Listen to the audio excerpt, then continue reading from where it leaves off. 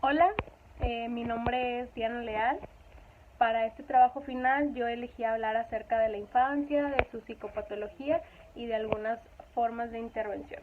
Entonces, pues bueno, en lo personal me pareció muy interesante ver el transcurso o el recorrido del concepto de infancia en este diplomado y ver cómo en los tiempos pues muy remotos los niños eran considerados pues no como un sujeto o un individuo, ¿no? Sino estos se movían en relación a lo que los adultos hacían e incluso en algún tiempo, en algún siglo, estos eran vestidos como adultos por lo mismo de que la infancia era algo como no importante o no se le daba el peso necesario, ¿no? Pues bueno, obviamente Freud vino a hacer como mucho revuelo con esto, ya que él empezó a investigar mucho acerca de la sexualidad infantil y de cómo esta influía en la sexualidad adulta, ¿no? Entonces, con las fases psicosexuales.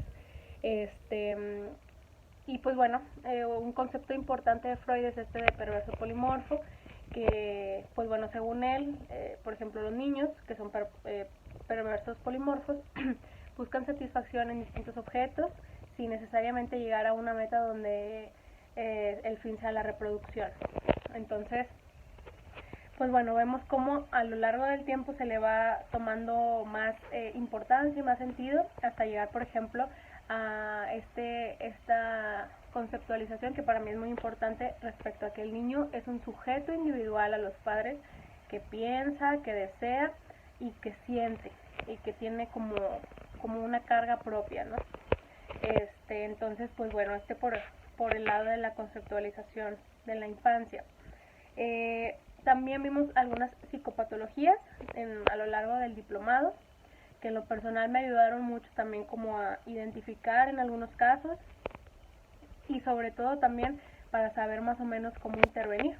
Entonces, pues bueno, vimos por ejemplo la psicopatología en la diferenciación de adentro afuera, es decir, el cómo los niños muchas veces sufren en relación a lo que los padres están sufriendo o viviendo.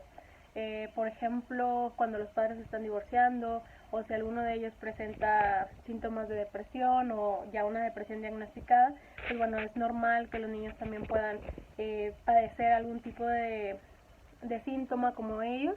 Sin embargo, no es necesario que ellos también padezcan la misma patología, ¿verdad?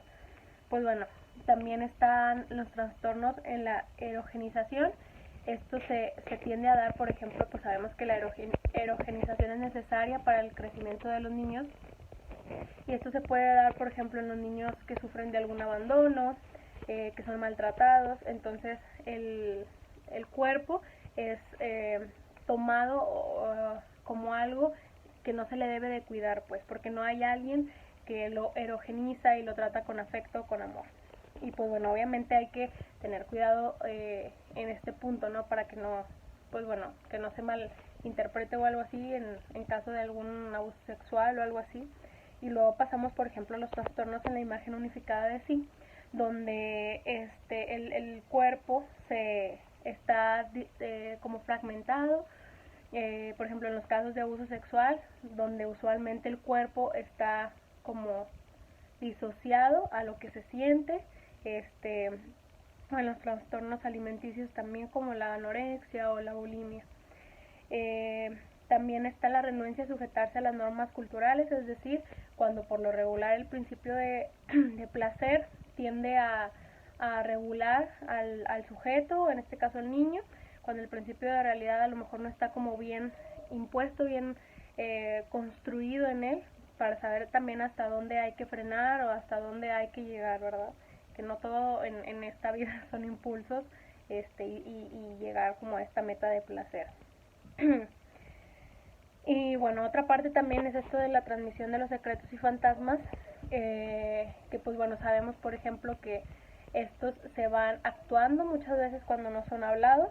Entonces, de alguna forma los niños pueden presentar ciertos síntomas o indicadores que puedan dar información respecto a algo que no se ha hablado en la familia. Por ejemplo, alguna muerte de algún familiar, el peso que lleva algún hombre de los niños o alguna infidelidad o algo así, ¿no? Por otro lado, también está la repetición a través de las generaciones, es decir, cosas que a lo mejor también no se hablan o sí se han hablado, pero al no trabajarse o no ponerles como un corte, que no hay un corte, se siguen repitiendo. Yo me acuerdo mucho del caso de una adolescente que me decía que, bueno, sus papás se divorciaron, entonces la madre siempre le decía que ella también iba a ser una mujer divorciada porque pues todos los hijos de los padres divorciados regularmente tendían a divorciarse. Entonces se puede ver claramente cómo acá la madre decreta pues qué va a pasar con el futuro de su hija sin necesariamente darle lugar al deseo y a cómo ella se quiere construir en este caso, ¿no? Ya por último, hay ciertos modos o tipos de intervención. Ay. En lo personal, pues bueno, yo me identifico mucho con dos que se trataron en este diplomado, que pues bueno, primeramente uno es el juego. Sabemos que al menos desde Freud y Melanie Klein, el juego es como si fuera el tipo de asociación libre. Los niños a lo mejor no pueden asociar como un adulto, no pueden hablar tal cual como un adulto, pero mediante el juego ellos nos brindan todo tipo de información, ¿no?